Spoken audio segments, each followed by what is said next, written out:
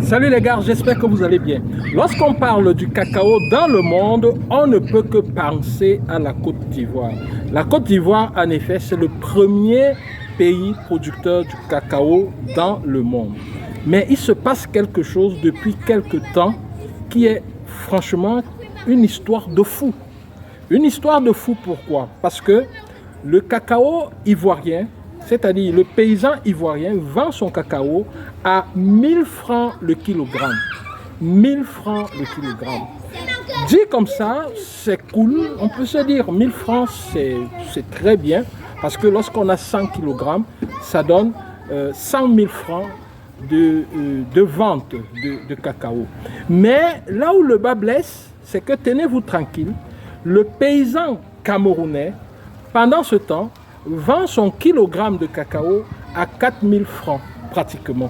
C'est-à-dire que le même travail, les mêmes efforts, le même temps de travail, à la fin, le paysan camerounais gagne 4 fois plus que le paysan ivoirien. Alors que c'est des pays au même niveau de développement pratiquement. Ça veut dire que lorsqu'un paysan ivoirien gagne 1 million de francs CFA, le paysan camerounais qui a fourni les mêmes efforts sera à 4 millions de francs CFA. C'est énorme et franchement, c'est inexplicable. Quel que soit ce qu'on va dire pour expliquer cette situation, franchement, c'est difficile à avaler, c'est difficile à accepter.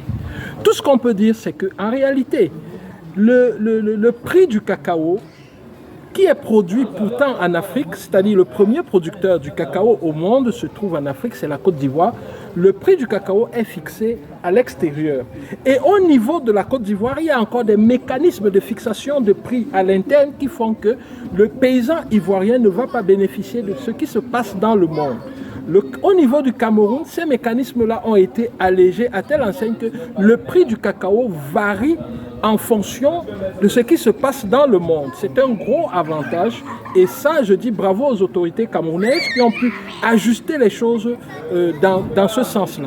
Et il y a une deuxième chose aussi, c'est la qualité du cacao. C'est-à-dire que le ministère du Commerce au Cameroun a essayé de lancer depuis plusieurs années, donc ça ne date pas d'aujourd'hui, des campagnes, des formations des planteurs, ce qui fait qu'à la fin, on a pu obtenir des fèves sèches, mais alors en respectant un certain nombre de critères et de normes.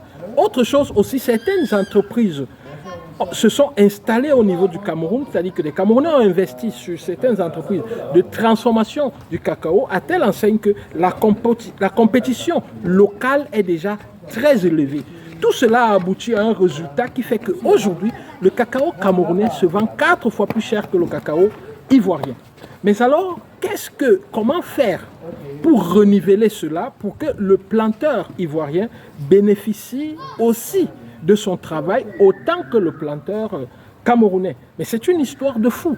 C'est une histoire de fou parce que je me rappelle lorsque nous étions au lycée, j'ai fait le lycée au niveau de Bokito, et il y a plein de plantations de cacao au niveau de Bokito. Là-bas, à un certain moment, le kilogramme de cacao, c'était 200 francs CFA. Et ce qui s'est passé, c'est que plusieurs planteurs ont carrément coupé leur plant de cacao pour remplacer par les bananes plantains, pour remplacer par plein d'autres choses. Bon, ceux-là n'ont pas regretté, ceux qui se sont mis n'ont pas regretté parce que justement, le plantain a un cycle de 3 mois, ça produit, après ça produit, ça produit. Donc ils n'ont pas regretté, mais toujours est-il que plusieurs personnes sont sorties du cacao. Et aujourd'hui, certainement, ils vont regretter parce qu'ils vont se dire, waouh, de 200 francs à 4000 francs, la différence est énorme. Toujours est-il que nous devons nous réveiller en Afrique. Les matières premières que nous produisons, nous devons d'abord nous investir dans le trading de ces matières premières et nous devons être vigilants sur le marché extérieur de ces matières premières-là afin que nous bénéficions énormément et totalement de notre travail. C'est ce qui est fait ici au niveau du Cameroun avec le cacao et nous espérons que ça pointe comme ça un peu partout. Et au Cameroun aujourd'hui, il y a plusieurs producteurs de chocolat à telle enseigne que même si le marché extérieur ne prend pas ces fèves de cacao, le marché intérieur va les absorber. Il y a plusieurs transformations qui se sont développées et je pense que ça doit aussi être le cas en Côte d'Ivoire. Mais franchement, c'est une grosse leçon et j'encourage les paysans ivoiriens, les syndicats, les organisations des planteurs à bosser dur pour que, au niveau de la Côte d'Ivoire, peut-être le prix du kilogramme de cacao devienne aussi même 5 000. Pourquoi pas? Franchement, nous devons y arriver.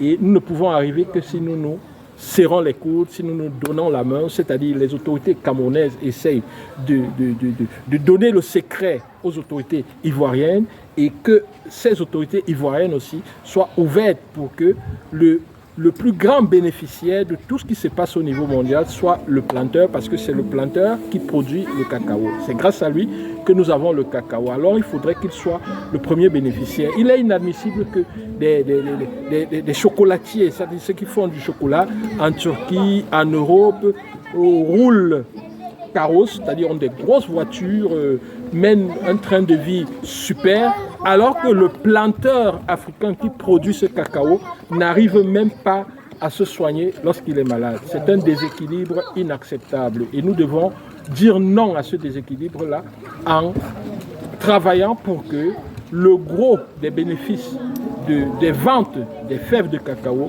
reviennent aux planteurs d'abord. Sur ce, je vous dis merci d'avoir suivi cette vidéo. Au revoir et à très bientôt. Bye.